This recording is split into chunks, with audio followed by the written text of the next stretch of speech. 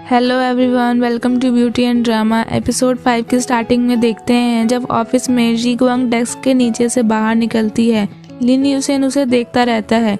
जीगवांग पूछती है, तुम कौन हो? तो यूसेन कहता है, क्या तुम मेरे से कभी नहीं मिली? तो जीगवांग कहती है, हाँ, हम कभी नहीं मिले। यूसेन वहाँ से चला जाता है।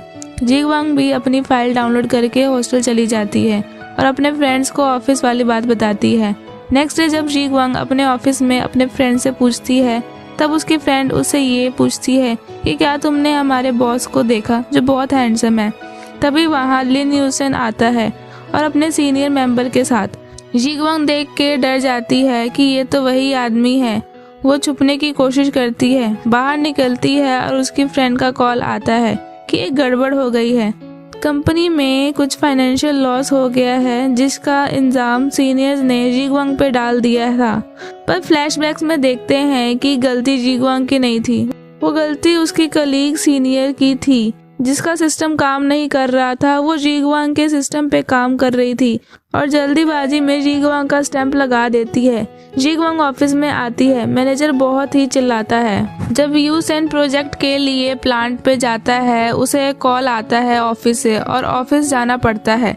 इधर ऑफिस में जीगवांग अपने पे जिम्मेदारी लेने लगती है तो उसकी सीनियर मना कर देती है। तभी थोड़ी देर बाद जब ऑफिस का माहौल गर्म होता है, अंदर बात कर रहे होते हैं, वहाँ लिन भी होता है। यहाँ जीगवांग अपने सीनियर जिंगसी को कहती है कि आपका प्रमोशन होने वाला है तो आप ये इल्ज़ाम मेरे पे डाल देना। पर उसकी सीनियर अच्छी होती है, इसलिए वो कहती है जो होगा साथ में सुनेंगे। जो सीनियर आदमी वहाँ आया होता है वो बहुत बदतमीज होता है। वो कहता है कैसे कैसे लोग यहाँ जॉब पे रख लेते हैं। कहता है इसकी भरपाई तो जीगवांग को बेच के भी नहीं हो पाएगी। तब जीगवांग उस पर चिल्ला पड़ती है। तभी वहाँ लिन आ जाता है और वो भी उसे कहता है, आप जो इलीगल ट्रैफिकिंग की बात कर रहे हो वो कब की बंद हो चुकी है और वैसे भी ये कंपनी का मामला है तो आप इसमें ना ही पड़े तो सही रहेगा, इसे हम देख लेंगे। आदमी वहाँ से चला जाता है। उसके जाने के बाद जब जीगवांग और जिंगजी लिन यूसेन के ऑफिस में जाते हैं तो यूसेन जीगवांग को फाइनेंस डिपार्टमेंट से ट्रांसफर करके एडमिनिस्ट्रेटिंग डिपार्टमेंट में भेज देता है और जीगवांग अपना बोरिया बिस्तरा वहाँ से उठाकर एडमिनिस्ट्रेशन बिल्डिंग में पहुँच जाती है। अब उसका काम होता है कि डायरेक्ट लिन यूसेन को रिपोर्ट करना। वहाँ का मैनेजर उसे पुराने फाइल्स का काम देता है। उसकी कलीग उसे उसका ऑफिस दिखाती है। जीगवांग एक ही दिन में आधा रूम ऑर्गेनाइज कर देती है। उसकी कलीग आके देखती है तो वो उसे देख के बहुत खुश होती है और उसके लिए कॉफ़ी लेने चली जाती है। इधर लिन अपने ऑफिस में बैठ के रिपोर्ट देखता है और उसे जीगवांग का फाइनेंस डिपार्टमेंट वाला सीन याद आता है। फिर वो वहाँ से निकलता है और जा रहा होता है, तभी उसे एक लड़की की गाने की आवाज़ आती है। वो देखने जाता है तो देखता है अंदर जीगवांग खुश होकर गाना गाती है। लिन अंदर जाता है तो देखता है कि जीगवांग थोड़ी एम्बेरस हो जाती है और कहती है कि काम करते वक्त वो गाना गा रही थी ताकि उसे थकान ना हो।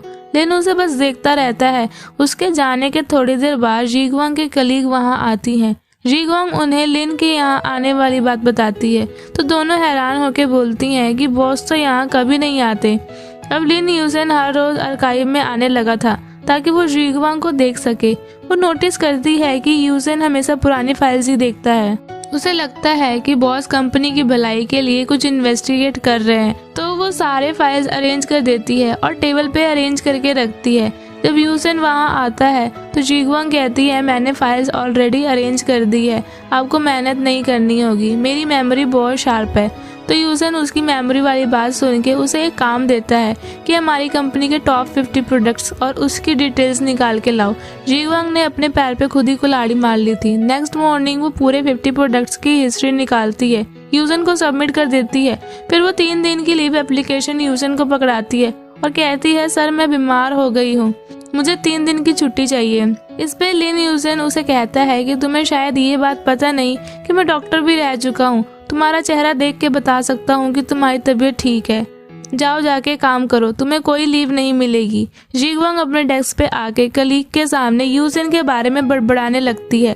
जब वो बाहर जाते हैं तो देखते हैं कि एक नया एम्प्लॉय, उसको ब्लॉक ए वाला रूम मिला था। उसके सीनियर्स कहती हैं कि सीनियर हम हैं और हमें ब्लॉक ए मिलना चाहिए। जीग्वांग के तीनों कोलीग आपस में इस बारे में बात करते हैं कि हमें कंप्लेंट डालनी चाहिए।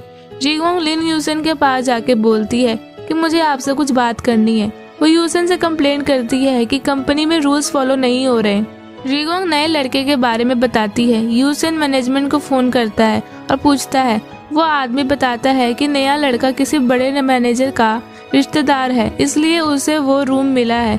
यूसन उसे कहता है कि रूल फॉलो होने चाहिए और जीग्वांग को कहता है मुझे पता है आप बड़ी हस्ती हो, आप बड़े घराने से हो, तो आपकी बात मैं कैसे मना कर सकता हूँ। जीग्वांग शॉक हो जाती है। वो तुरंत बाहर आके अपने भाई को सारी बात बताती है कि यूसन को कैसे पता लगा कि मैं कौन हूँ। उसका भाई कहता है शायद वो मेन ऑफिस से आया है, इसलिए उसे तुम्हारे बारे में पता है। फिर वो अपने फ्रेंड्स को जाके रूम शिफ्ट करने के बारे में बोलती है। पहले वो सब सोचने लगते हैं, फिर सब उस ए ब्लॉक वाले रूम में जाके अपना रूम शिफ्ट करते हैं और सारा सामान वहाँ ले जाते हैं। नेक्स्ट डे जब जीग्वांग प्लांट की ओर जा रही होती है, तभी यूसन उसे अपने ऑफिस से देख रहा होता है। तभी वहाँ एक एम्प्लॉय आके उसे बताता है कि जेंगशु उसे मिलना चाहता है। तो यूसन कहता है कि मुझे उसे डायरेक्ट नहीं मिलना, ये काम फाइनेंस डिपार्टमेंट वाले को करने दो। जेंगशु वहाँ आके अपना काम खत्म करता है। इधर जब जीग्वांग को पता लगता है कि बैंक से मिलने जो लड़का आया था वो जेंगशु होता है, तो वो उसे मिलने के लिए बिना कुछ देखे दौड़ने लगती है। यूसन उसे भागते हुए देखता है और उसे जेलसी होती है। जेंगशु और जीग्वांग मिल नहीं पाते।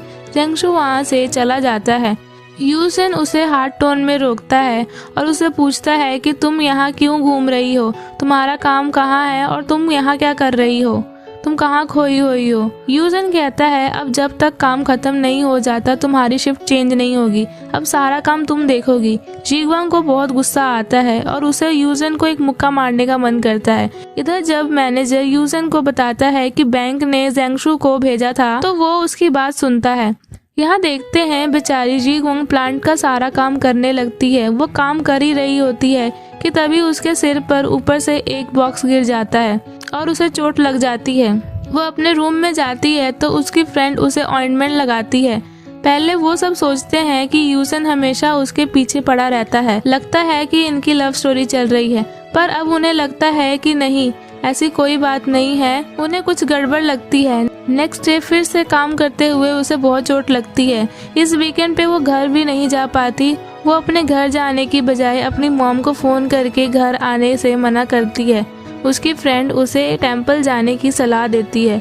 नेक्स्ट डे जब तीनों टैक्सी का वेट करते हैं, वहाँ यूसन अपनी कार लेकर आता है। वो तीनों को लिफ्ट देता है।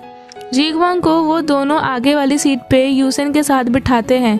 जीग्वांग इतनी थकी हुई होती है कि वो सो गई। उसकी फ्रेंड्स यूसन को काम पे चोट लगने वाली बात और बॉक्स का उसके सिर पर गिरने वाली बात सारी बात बताते हैं। तो यूसन को अपनी गलती का रियलाइज होता है कि उसे इतना रूड नहीं होना चाहिए था। यूसन उन्हें टेम्पल के गेट पे ड्रॉप कर देता है। जीग्वांग की जब नींद खुलती है तो वो यूसन को देखती है और कार से उतर जाती है।